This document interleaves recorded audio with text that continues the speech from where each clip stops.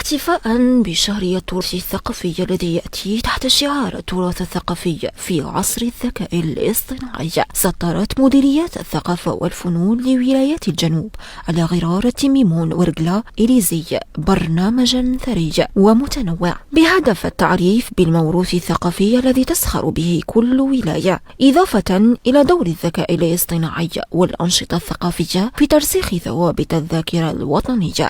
ركزت وزارة الثقافة مع الفاعلين في الحقل الثقافي على حماية تراثها بإدخال الذكاء الاصطناعي، وهو أحد تكنولوجيا الاتصال والإعلام قصد تطوير التراث الثقافي وحمايته والترويج له. الجنوب الجزائري يزخر بمعالم ثقافية متعددة منها المكتشفة والغير المكتشفة. هناك آثار متعددة تطمح إلى وزارة الثقافة إلى اكتشافها وإلى حمايتها.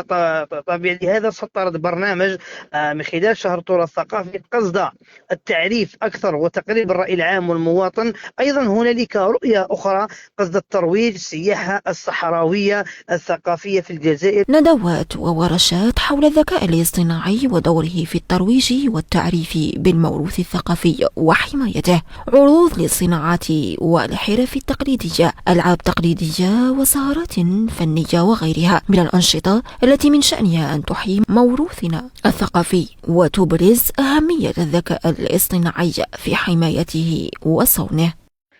اليوم نحن جمعية أنمطاف للخياطة والطرز والصناعات التقليدية قمنا بالتحضيرات لشهر التراث، وهذا بالمشاركة في فعالياته المزعم مقامها بدار الثقافة عثمان بالي بإليزي.